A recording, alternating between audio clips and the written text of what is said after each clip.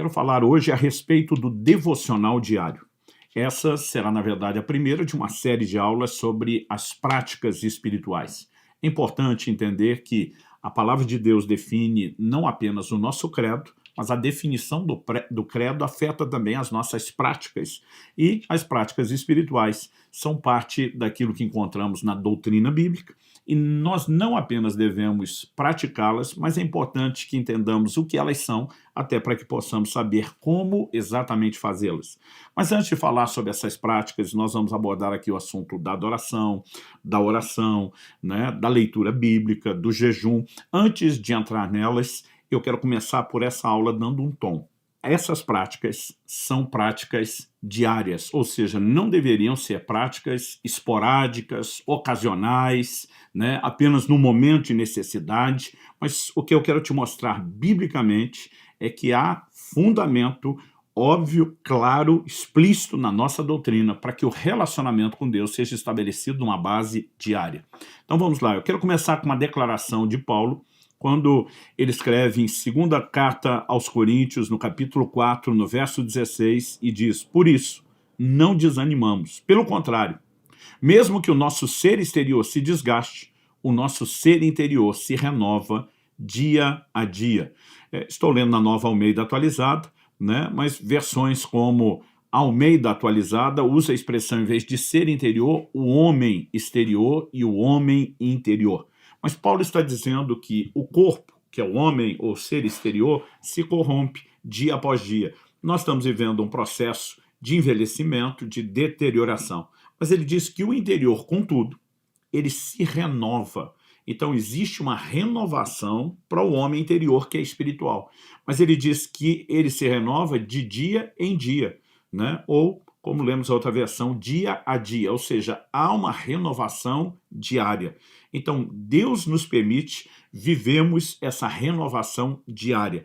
Isso significa que há algo na perspectiva do dia após dia que deve ser entendido, começando lá do início de tudo, na criação.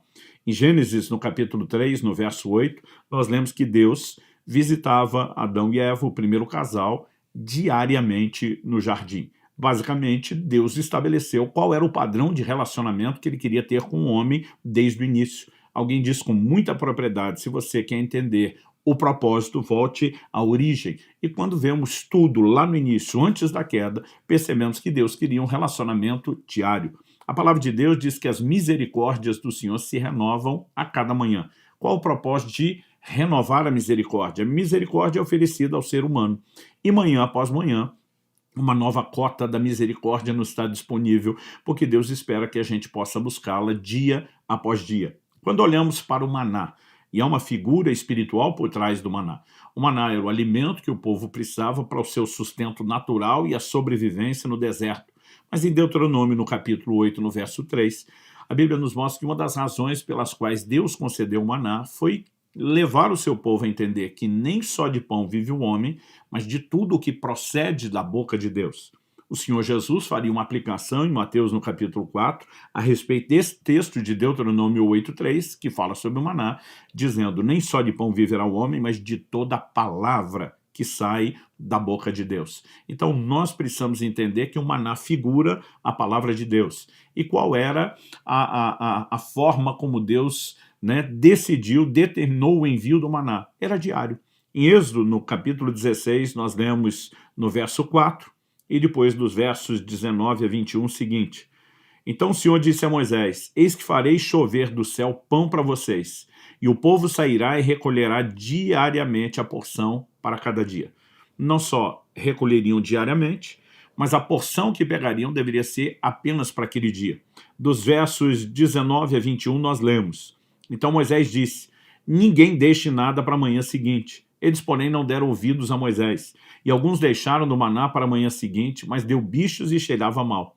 E Moisés se indignou contra eles.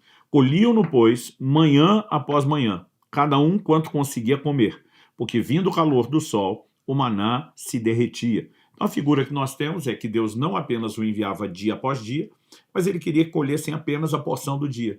No dia seguinte voltariam a colher. Ou seja, nós temos um parâmetro estabelecido por Deus, de que o maná, que figura a palavra de Deus, deveria ser usufruído diariamente. Também precisamos entender em Atos, no capítulo 2, nos versos 46 e 47, que a Bíblia diz assim: diariamente perseveravam unânimes no templo, partiam o pão de casa em casa e tomavam as suas refeições com alegria e singeleza de coração, louvando a Deus e contando com a simpatia de todo o povo. Enquanto isso, o Senhor lhes acrescentava dia a dia os que iam sendo salvos. Então a Bíblia não só mostra que eles perseveravam diariamente no templo, mas a Bíblia diz que dia após dia o Senhor acrescentava aqueles que iam sendo salvos. Então percebemos já no Novo Testamento, no padrão da vida da igreja, né, que eles compreenderam, né? Eles não viviam apenas de um evento semanal, de um culto de celebração semanal apenas, mas viviam de um relacionamento diário, buscando a Deus no templo, em casa, né, tomando suas refeições, testemunhando de Jesus, ganhando as pessoas dia a dia. Então, estabelecido que o relacionamento com Deus é diário, eu quero falar um pouco a respeito da importância de estar com o Senhor, né? De realmente separar tempo para estar com Ele todos os dias. Em Atos, no capítulo 4, no verso 13, a Bíblia se refere aos apóstolos dizendo que, ao olharem para Ele, o texto diz, reconheceram que eles haviam estado com Jesus. Eu acredito que uma das marcas que nós cristãos devemos carregar, né, além de uma conduta que reflete integridade, que reflete coerência com aquilo que a palavra de Deus ensina, nós também precisamos entender a importância de que as pessoas consigam perceber nas nossas vidas o resultado de termos estado com Jesus. Eu lembro quando ainda era garoto de ouvir uma frase que meu pai comentava algumas vezes nas pregações, ele era pastor, ele dizia assim, se eu ficar um dia sem orar, eu sinto a diferença. Se eu ficar uns 2, 3 dias sem orar, ele dizia, minha esposa sente a diferença. Daqui a pouco meus filhos vão sentir a diferença. Mas ele dizia, se eu passar de uma semana sem orar, a igreja vai sentir a diferença. Né? Em outras palavras, meu pai dizia, ainda que você não torne público o seu tempo com Deus, o resultado dele, ou da falta dele, pode ser percebido pelo público. E nós precisamos entender a importância de estar com o Senhor, não apenas pelo resultado que podemos transbordar na vida de outros, mas primeiramente pelo próprio relacionamento com Deus. Em Lucas, no capítulo 10, dos versos 38 a 42, nós temos aquele conhecido episódio que envolve, né, a visita de Jesus na casa de Marta e Maria em Betânia. A Escritura diz, indo eles de caminho, entrou Jesus num povoado, e certa mulher chamada Marta hospedou na sua casa. Tinha ela uma irmã chamada Maria, e essa quedava-se assentada aos pés do Senhor, a ouvir-lhe os ensinamentos. Marta agitava-se de um lado para o outro, ocupada em muitos serviços. Então se aproximou de Jesus e disse, Senhor, não te importas que minha irmã tenha deixado que eu fique a servir sozinha? Ordena-lhe, pois, que venha ajudar-me. Respondeu-lhe o Senhor, Marta, Marta, andas inquieta e te preocupas com muitas coisas. Entretanto, pouco é necessário, ou mesmo uma só coisa. Maria, pois, escolheu a boa parte, e essa não lhe será tirada. Nós temos algo digno de nota aqui, que é quando o Senhor Jesus diz, uma só coisa é necessária. Né? Marta queria agradar Jesus, estava na boa intenção, ela estava praticando não só algo que poderia ser classificado como boas maneiras e cultural, que era a hospitalidade, mas um princípio bíblico. Ela não apenas estava interessada em servir Jesus, mas Jesus normalmente não chegava sozinho, tinha uma tropa que viajava com ele.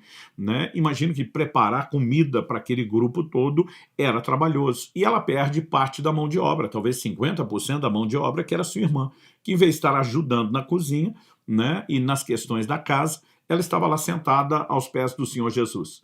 E embora a motivação de Marta é correta porque ela quer agradar Jesus, nós precisamos observar que ele diz, uma só coisa é necessária.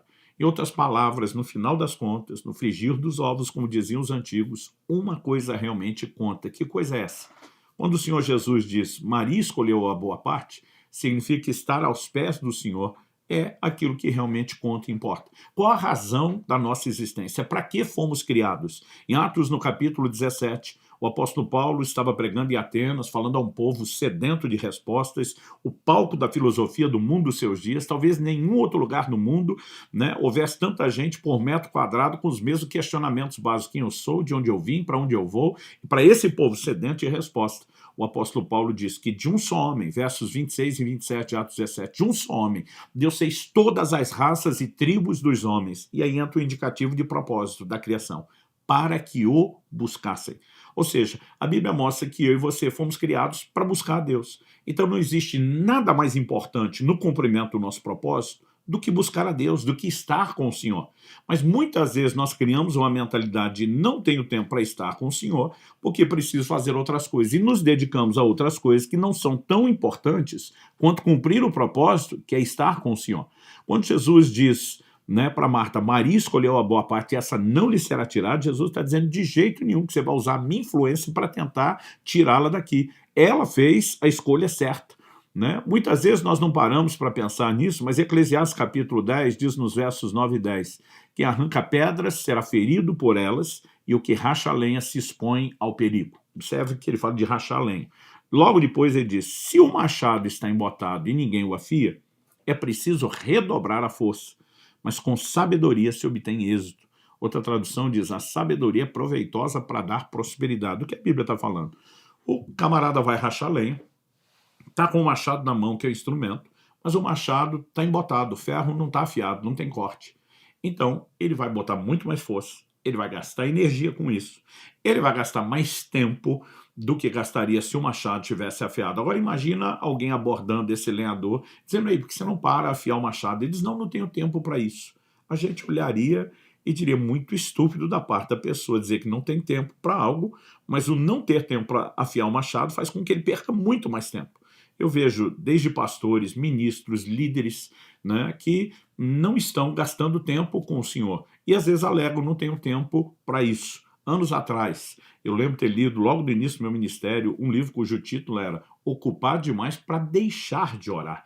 Ou seja, quanto maior é o ritmo ministerial e é o exemplo que nós aprendemos com Jesus, mais nós devemos proteger essas práticas espirituais, porque elas dizem respeito não apenas ao usufruir Deus, que em primeiro lugar é o propósito da criação, é a coisa que realmente importa, mas até mesmo, em segundo lugar, na hora de transbordarmos o que de Deus recebemos, é isso que fará toda a diferença.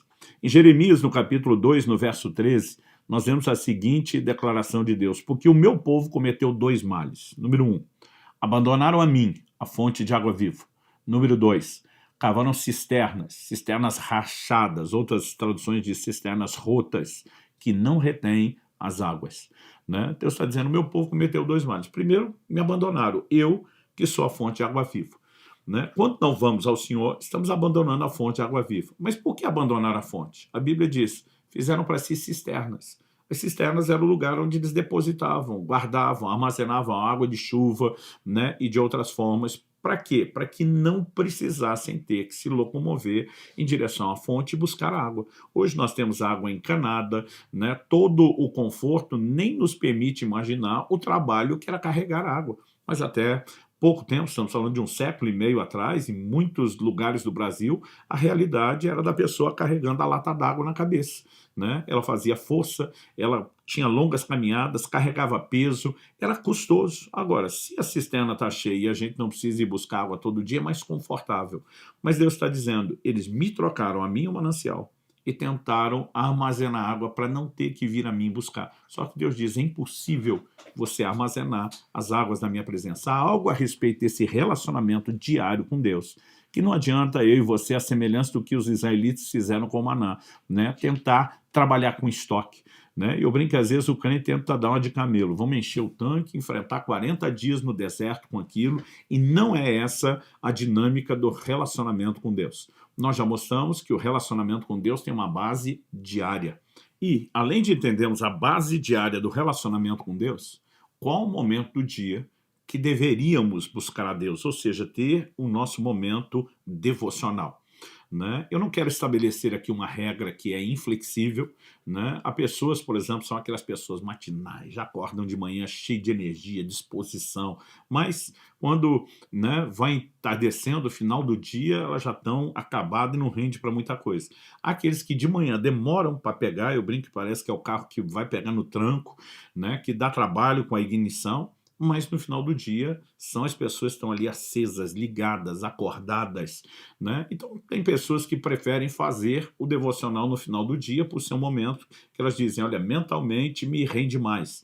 Então eu não quero estabelecer aqui nada inflexível, até porque eu sempre fui a pessoa que no final do dia, meu tempo com Deus, ele me parecia render mais do que no início.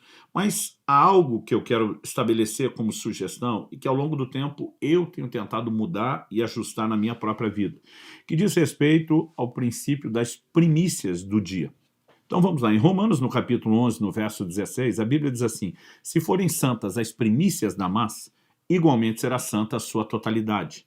Se for santa a raiz, também os ramos o serão. O que ele está falando das primícias da massa e depois da sua totalidade?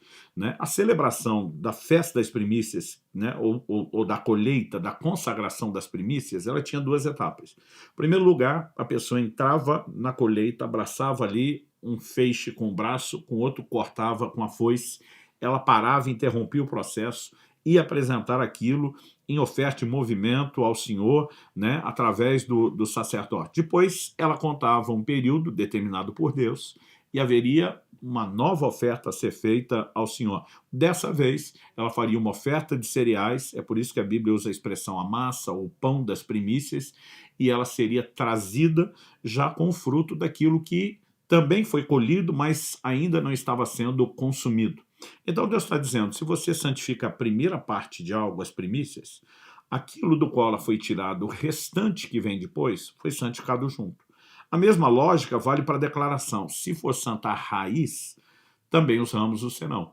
A raiz não é só a parte principal da árvore, é a primeira parte que quando a semente germina e se forma, são né, obviamente, as raízes. Quando a primeira parte de algo é santificada, o restante que vem dela também será. Se nós seguirmos essa lógica e santificarmos ao Senhor o início do dia, né, acredito que nós estamos santificando o restante do dia. Além também de colocar Deus em primeiro lugar, à frente e antes das demais coisas. Se é a razão principal da nossa existência, por que ignorar isso? Em Êxodo 34:2, nós vemos Deus falando com Moisés, prepare-se para amanhã, para que você suba pela manhã o Monte Sinai e se apresente ali diante de mim no alto do monte. No Salmo 5, verso 3, nós lemos Davi declarando, de manhã, Senhor, ouves a minha voz, de manhã te apresento a minha oração e fico esperando. Né? Isso aponta, não apenas sugere, para o fato de que havia um posicionamento de buscar a Deus logo cedo.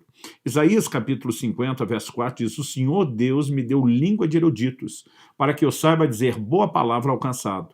Ele me desperta todas as manhãs. Desperta-me o ouvido para que eu ouça como os eruditos. Me desperta para que eu o ouça. Ou seja, tão logo acordamos, um excelente momento para dar ouvidos a Deus, a sua palavra. Marcos capítulo 1, verso 35 diz, tendo se levantado de madrugada, está falando de Jesus, quando ainda estava escuro, Jesus saiu e foi para um lugar deserto e ali orava.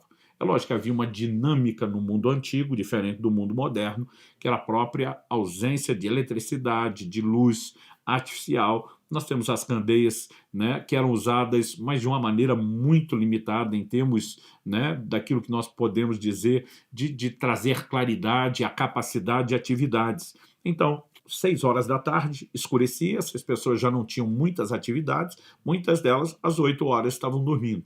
Ou seja, quando nós lemos a expressão meia-noite, era metade da noite mesmo. A pessoa podia fechar às 8 horas do ciclo de sono e acordar às 4 da manhã antes do sol nascer. Ou seja, quando acordavam, também ainda não havia muitas atividades. E normalmente um tempo como esse, antes de começar o trabalho pesado, era um momento muito propício para se buscar a Deus. Né? Eu sei que hoje nós temos uma outra dinâmica de horários e tudo mais, mas o princípio ele merece ser considerado. Quando santificamos o Senhor, as primícias do dia, estamos santificando o restante daquilo do qual, né, essas primícias foram tiradas. Estamos declarando a Deus que Ele é importante, que Ele vem em primeiro lugar. Estamos garantindo, né, aquilo que não poderia ser negociado na correria do dia a dia depois. Vamos falar um pouco a respeito das práticas devocionais. Em primeiro lugar, o que é a definição disso? Quando falamos de devoção, estamos falando do tempo com Deus, obviamente. Hoje em dia, eu vejo pessoas que acreditam que um tempo devocional é fazer uma leitura de um texto pronto. né? Então, algo que te faça refletir nas coisas de Deus e está ótimo. Eu quero te dizer que está longe de ser o que deveria, né, definir o nosso momento devocional com Deus. Aliás, já cheguei, né, a ver literaturas que, assim, devocionais para pessoas que não têm tempo, né? Às vezes são figuras e pequenas frases onde a pessoa sequer vai refletir em alguma coisa. E algo deve estar muito errado quando a gente está tentando oferecer, né, subterfúgios para que as pessoas não precisem arrumar tempo para o devocional. Independente de quanto durará o seu devocional, evidentemente nós precisamos aprender a nos organizar para ter o tempo com Deus. Então, no que consistem essas práticas devocionais que eu e você deveríamos praticar diariamente, né? Em primeiro lugar, eu quero começar pela adoração. Salmo 145, 2 diz assim: todos os dias te bendirei e louvarei o teu nome para todo sempre. Todos os dias te bendirei, né? Ou seja, você pega o modelo do Antigo Testamento, né, e você há que considerar que eles tinham, né, um momento semanal de adoração, né? Isso para o povo judeu se tornava, né, essa prática nos sábados. Então, ainda que nós tenhamos reuniões semanais para congregar o povo, ele está falando sobre bendizer a Deus todos os dias. Ou seja, nós não dependemos de estar reunidos com todos os demais irmãos para que possamos louvar a Deus. Nós podemos fazer isso todos os dias, e não só podemos, como devemos fazer isso no âmbito pessoal, né? Então, acredito que todos os dias devemos louvar ao Senhor. A adoração não se resume à música, embora não a exclui e também a inclua, né? Nós precisamos entender isso, que quando tiramos tempo agradecendo o Senhor por tudo que Ele tem feito, reconhecendo quem Ele é, né, fazendo afirmações a respeito da sua grandeza, nós estamos adorando a Deus. Também é importante, né, que a gente possa aproveitar não só no momento devocional, ao longo do dia, oportunidades que temos para adorar o Senhor também com músicas e canções. Eu, de toda a minha família, sou o que menos carrega qualquer traço de musicalidade, mas ainda assim, às vezes, gosto, né, de botar um momento de música, de orar com aquela música, às vezes, né, me arrisco a cantar junto quando tem ninguém por perto, porque ninguém, né, iria suportar me ouvir cantando, mas a definição de adoração não depende da música, né? Muitas vezes podemos estar ali sem nenhuma música, sem nenhum instrumento, né, reverenciando a Deus de diversas formas, né? Eu particularmente gosto num tempo devocional dobrar os meus joelhos, declarar algo diante de Deus. Não é uma exigência bíblica que oração e adoração seja feita só dessa forma, mas é parte do modelo bíblico essa figura de rendição. Então, ainda que a música não esteja lá, eu e você precisamos entender a importância da adoração, do louvor, né, de engrandecer a Deus. Segundo lugar, nós precisamos entender a importância da oração. Em Mateus, no capítulo 6, quando o Senhor Jesus, indagado pelos discípulos que pedem, nos ensina a orar, né, os orienta, nós temos algo interessante. O verso 11 de Mateus 6 nos mostra que Jesus, numa oração modelo, não é uma reza a ser repetida, mas é um modelo de oração, o Senhor ensina eles a dizer: o pão nosso de cada dia nos dá hoje. Né? Ou seja, o pão diário dá hoje. E amanhã? Amanhã ora outra vez. E depois da manhã? Ora mais uma vez. E depois de amanhã? Vai ter que orar outra vez. E depois de amanhã? Vamos seguir orando, porque a oração ela deveria fazer parte de uma base diária. E não apenas o clamor pelo pão, mas, obviamente, toda a extensão desse modelo de oração aponta na direção de algo que eu e você deveríamos fazer dia após dia. Agora, já destacamos a importância da adoração, já falamos aqui sobre oração em base diária. A pergunta é: e a leitura e a meditação na palavra? Né? Depois, ofereceremos aulas aqui falando sobre adoração, falando sobre oração, falando sobre leitura e meditação bíblica. Vamos ter aulas sobre cada uma dessas práticas, mas eu quero por enquanto mostrar, estamos dizendo que é uma devoção diária e quais são, né, as práticas que devem estar no nosso momento devocional. Então, falando sobre a meditação na palavra, em Deuteronômio 17, nos versos 18 e 19, nós lemos o seguinte: também Deus estava falando sobre o futuro rei. Quando se assentar no trono do seu reino, mandará escrever no livro uma cópia dessa lei, feita a partir do livro que está com os sacerdotes levitas. O rei terá esse livro consigo e nele lerá todos os dias da sua vida, para que aprenda a temer o Senhor seu Deus, a fim de guardar todas as palavras dessa lei e esses estatutos para os cumprir. Ou seja, não era todo o povo que tinha acesso à lei de Deus. Muitas vezes as leituras da lei eram feitas publicamente. O povo se reunia para que os sacerdotes que tinham acesso a essas cópias dos livros fizessem a leitura e, dessa forma, eles tomassem conhecimento. Aliás, a gente pode dizer que durante muito tempo a maior parte do povo de Deus não teve acesso, né, ao livro da lei. Então, quando você vê declarações do próprio Davi, o quanto amo a tua lei, é porque ele, como rei, tinha uma cópia e tinha acesso, mas não era privilégio de todos, né? Agora, desde a reforma protestante, onde nós tivemos também ali a imprensa, a prensa, né, começando a gráfica a partir de Gutenberg, a Bíblia se tornou um livro popular, acessível, que pôde ser colocado na mão das pessoas. Agora, se Deus está falando que a leitura diária nos ajuda a aprender a temer o Senhor, e hoje não dependemos apenas, né, de um ou outro ter acesso, e todos nós temos acesso, então como deveríamos usá-lo? Da mesma forma como Deus recomendou que aqueles que tinham acesso na época, que não eram todos, usassem, numa base diária, leituras bíblicas diárias. E nós não lemos a Bíblia apenas para aprender o que está escrito, mas para aprender o temor do Senhor, né? Ou seja, não é apenas ter acesso às informações, conhecer o credo doutrinário, as histórias, mas eu e você precisamos entender que a palavra renova a nossa mente, isso determina a transformação, ela alimenta o nosso espírito, ela alimenta a nossa fé, enfim, há vários motivos pelos quais eu e você devemos ter um relacionamento com a palavra de Deus. Eu sei que não podemos limitar só a leitura, porque a Bíblia faz uma distinção de leitura e meditação. Posteriormente, na aula correta, nós vamos falar a respeito disso. Mas o ponto a ser destacado é: devemos aproveitar as facilidades no mundo moderno. A maior parte das pessoas hoje consegue carregar a Bíblia na palma da sua mão num celular, né? Você tem programas de leitura, você tem